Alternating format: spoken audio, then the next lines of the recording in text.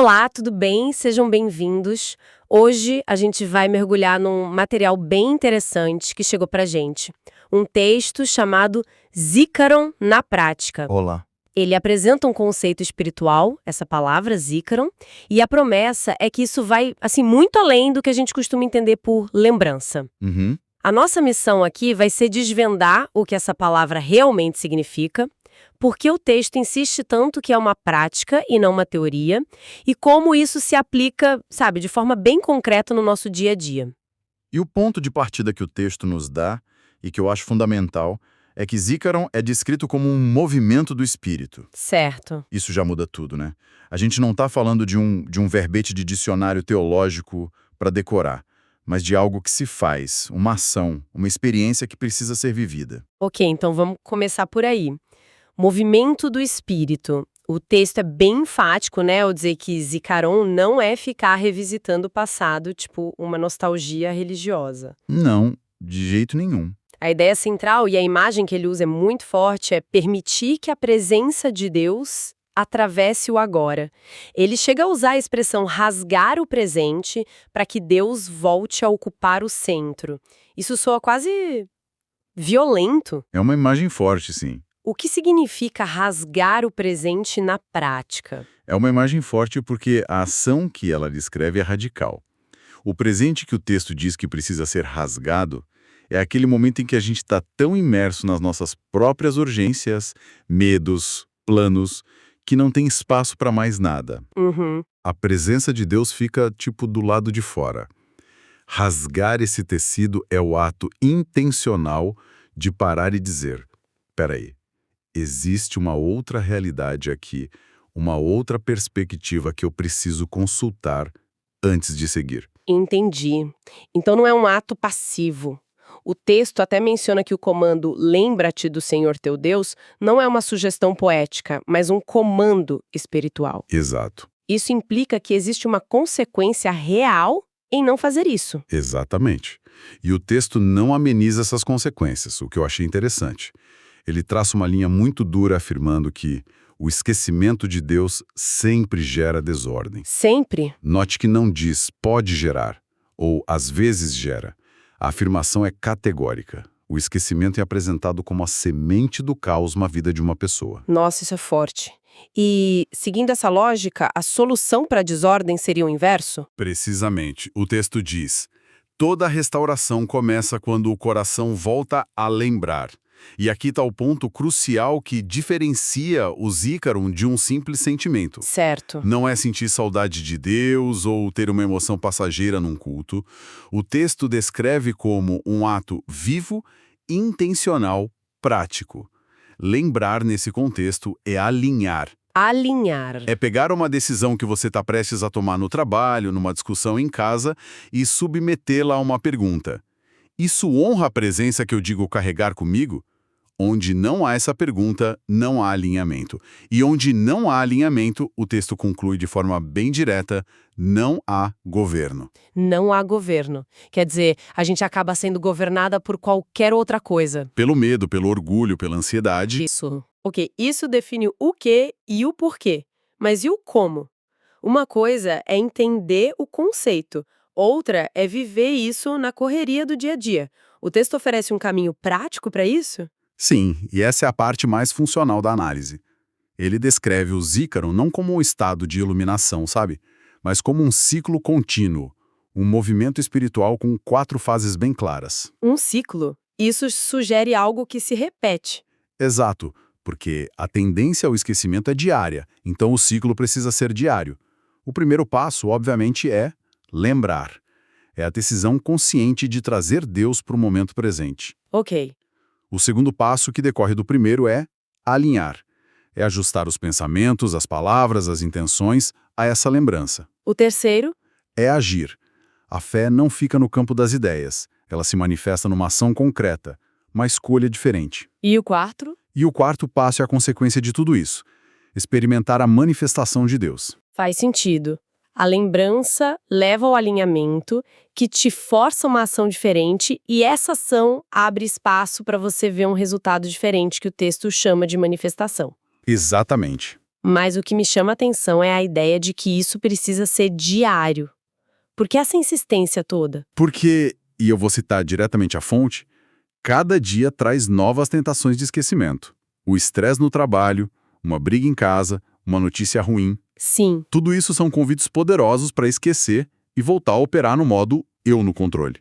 O ciclo diário do Zícaron é o que impede a fé de se tornar uma relíquia, uma memória de uma conversão que aconteceu anos atrás, mas que não tem poder hoje. certo. É o mecanismo que a mantém viva, pulsante e, principalmente, funcional no aqui e agora. Isso muda a perspectiva de uma fé de eventos, tipo ir ao culto no domingo, para uma fé de processo, contínuo. E essa funcionalidade, imagino, é o que o texto explora a seguir quando fala dos universos da vida. Uhum. Ele começa pelo mais íntimo, a família, como o Zícaron funciona dentro de casa. Pois é, que é onde a borracha realmente encontra o asfalto, né? É fácil parecer espiritual por uma hora na igreja. O teste de fogo é a rotina. E o texto usa um termo ótimo para descrever o problema: amnésia espiritual doméstica. Amnésia espiritual doméstica, adorei o termo. Descreve perfeitamente aquela situação de falar de paciência e amor na teoria, mas Mas perder a cabeça com os filhos ou com o cônjuge 5 minutos depois de chegar em casa. exatamente isso. É a esquizofrenia entre a fé pública e a prática privada. Pois é. O texto diz que essa amnésia se instala quando o lar se torna um lugar onde Deus é um conceito, mas não é consultado. E os exemplos que ele dá são muito práticos. Praticar Zícaron em casa não é sobre fazer longas orações em família ou citar versículos o tempo todo. Certo. E o que é, então? São escolhas. É um pai ou uma mãe que, na hora de disciplinar um filho, lembra que também é filho de um pai celestial que disciplina sem humilhar e então escolhe corrigir com firmeza, mas com dignidade. Uhum. São dois cônjuges no meio de uma discussão acalorada que, em vez de lutar para ver quem ganha, lembram da aliança que fizeram e escolhem a reconciliação. O Zícaron se manifesta nessas decisões silenciosas, que ninguém vê, mas que mudam a atmosfera de uma casa. E vamos ser honestas, essa é talvez a coisa mais difícil de se fazer no calor do momento. A vitória pessoal tem um gosto tão bom, né? Tem. O texto dá alguma pista de como alguém consegue, nesse momento, rasgar o presente e lembrar da aliança. A pista está na constância, não na intensidade. O texto argumenta que o lar se transforma num memorial vivo, um lugar onde a presença de Deus é sentida não por rituais longos, mas pela constância de pequenos atos. Pequenos atos. Sim, uma música de louvor tocando baixo enquanto se faz o jantar, uma oração de 1 minuto antes de dormir, uma palavra de bênção dita na saída para a escola. São essas pequenas âncoras de lembrança que, com o tempo, criam uma cultura espiritual na casa. Entendi. E é essa cultura que se torna sua força na hora da crise.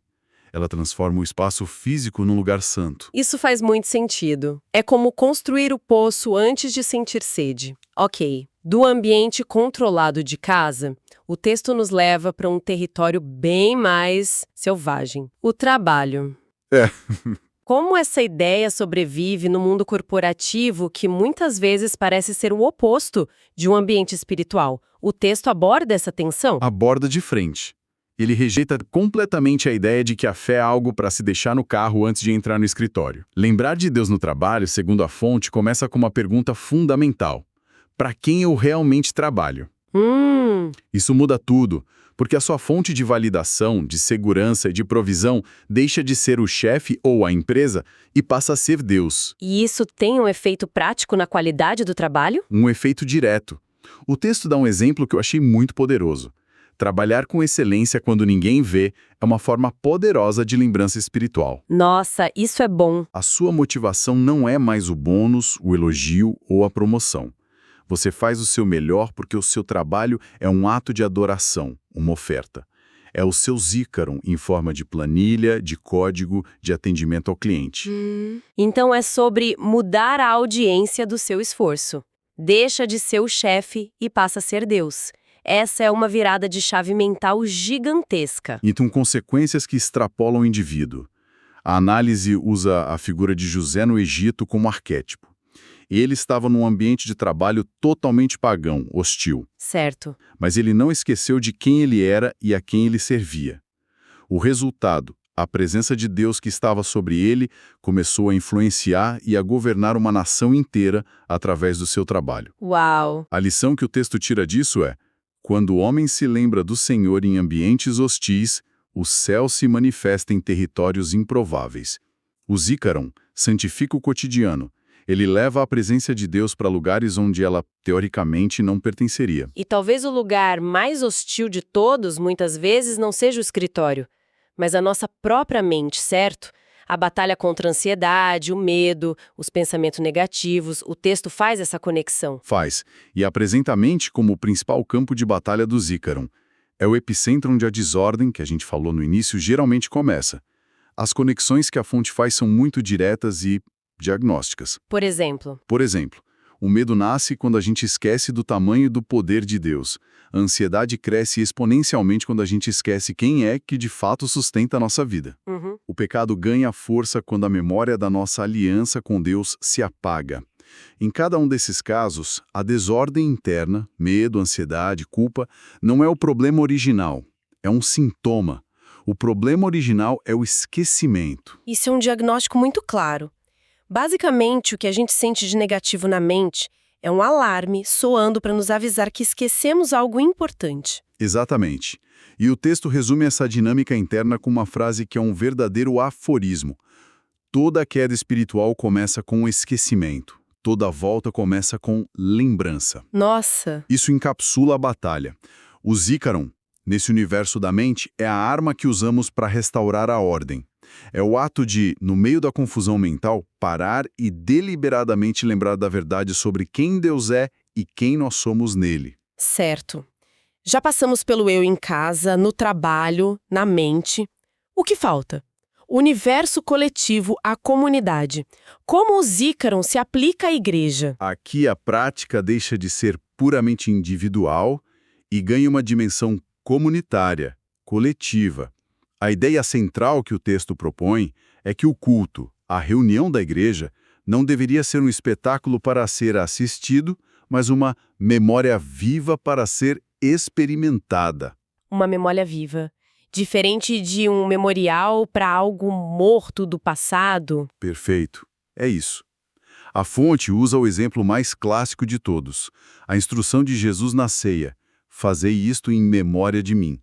A interpretação que o texto dá é fascinante. Como assim? Diz que esse em memória de mim não é um convite à nostalgia, para lembrarmos com saudade de um evento de 2000 anos atrás. É um chamado à presença. O chamado à presença. É um ato profético da comunidade de rasgar o presente, para que a realidade de Cristo se torne palpável, presente, ali, entre eles. Entendi. Então, praticar Zícaron na igreja é coletivamente invocar a presença em vez de apenas lembrar da ausência. Exato. E quais seriam os resultados práticos disso, num culto, segundo o texto? Os resultados são transformadores. Quando uma igreja, como um corpo, pratica o Zícaron, o culto deixa de ser uma performance e passa a ser um encontro. A ceia deixa de ser um ritual vazio e volta a ser um momento de profunda conexão. Sim. A pregação deixa de ser uma palestra motivacional e se torna a palavra viva de Deus. O arrependimento, que só pode acontecer na presença real da santidade, ressurge. E, por fim, a glória de Deus deixa de ser um conceito teológico abstrato e volta a ser uma realidade experimentada. Uau. Onde Deus é coletivamente lembrado como Senhor, ele se manifesta como Rei. Uau. Então, o que tudo isso significa, juntando todas as peças? Começamos com essa palavra Zícaron, e agora parece que ela é a chave para quase tudo. Acho que a grande síntese é que Zícaron não é uma informação a mais para guardar na cabeça. É uma postura, sabe? Uma prática diária e intencional de trazer a consciência da presença de Deus para o tecido de cada momento. É o que conecta o que você diz crer no domingo com a forma como você responde a um e-mail estressante na terça-feira. É a ponte entre a teologia e a vida. Ou seja, Zícaron é o que impede a fé de ser apenas uma ideia bonita e a transforma numa realidade vivida. Exatamente. E a conclusão do texto amarra isso de forma brilhante.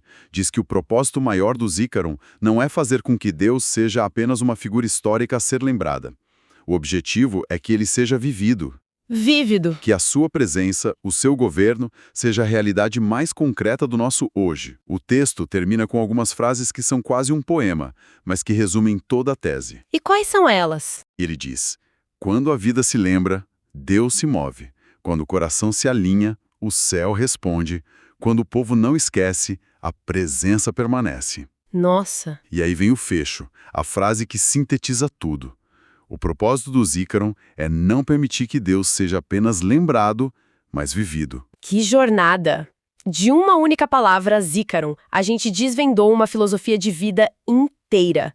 Passamos pela definição de rasgar o presente, pelo ciclo prático de lembrar, alinhar, agir e experimentar, e vimos como isso se aplica de forma radicalmente concreta na família, no trabalho, na mente e na igreja.